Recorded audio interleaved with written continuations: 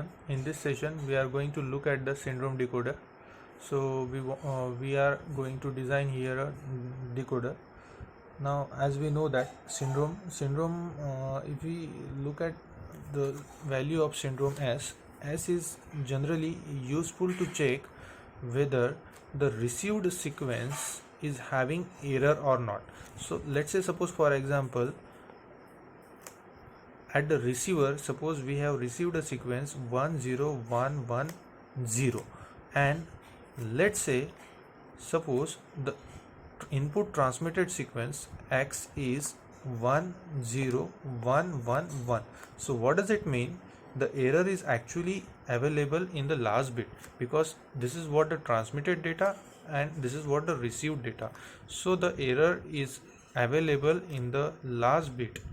Now the syndrome is useful to check whether the received sequence is having error or not. So it is for the detection of error. If the value of syndrome is completely zero, if it is completely zero, all zeros, then we can say that the received sequence Y, then received sequence Y has no error.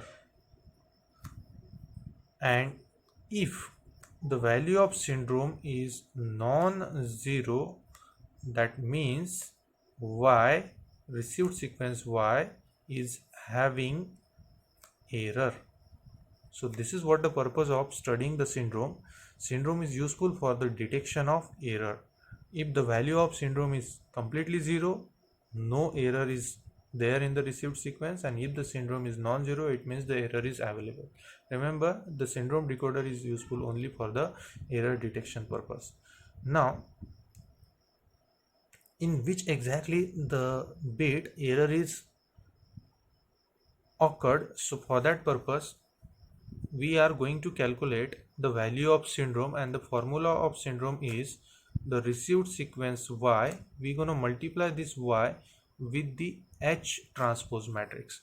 So basically H transpose matrix is the one who's having the property that its rows, every rows of H transpose matrix are unique. Now whatever the received sequence that we are getting, if we multiply with H transpose matrix, so we are getting some value of syndrome.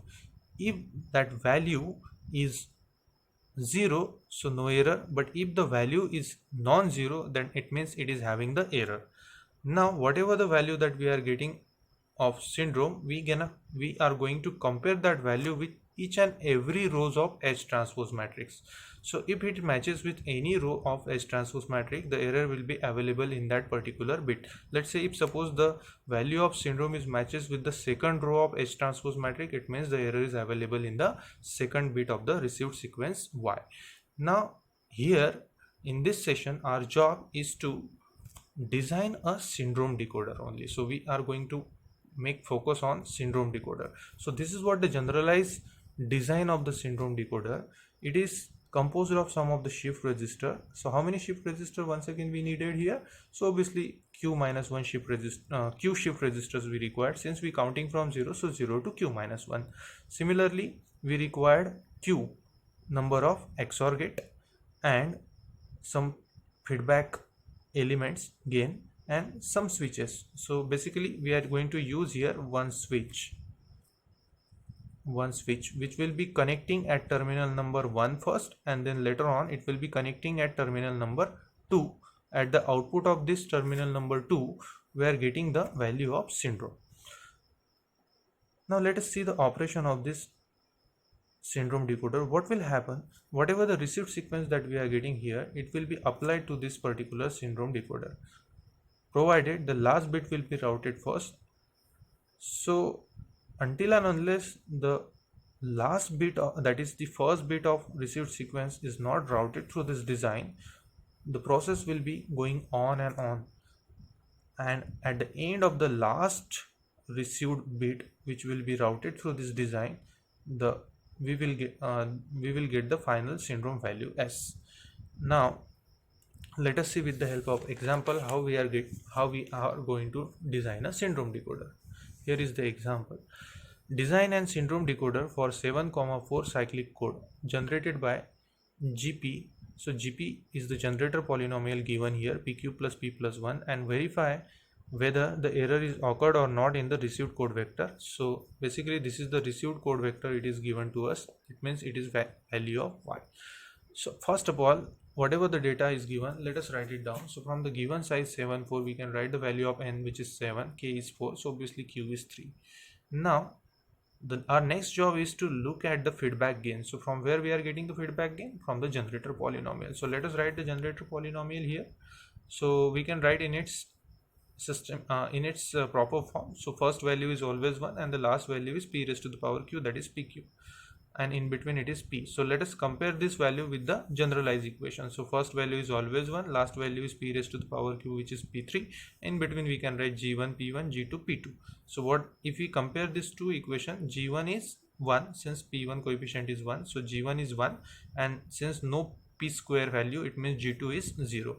So from here we are getting two values of gain, g1 is 1 and g2 is 0. Right, now let us draw the design. So how many shift registers we require? Q shift registers. So S0, S1, S2. Similarly, 3 XOR gates we required. This is what the switch, which will be connecting at terminal number 1 first, and then after some time it will be connecting to the terminal 2. Now since the value of the gain G1 is 1, so this will be short circuited.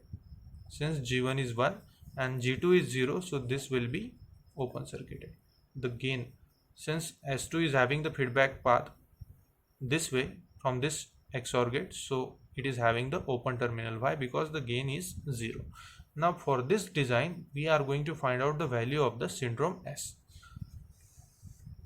So let us draw here one table which having the 3 columns. The first column is the column of y, we can say received sequence y, then second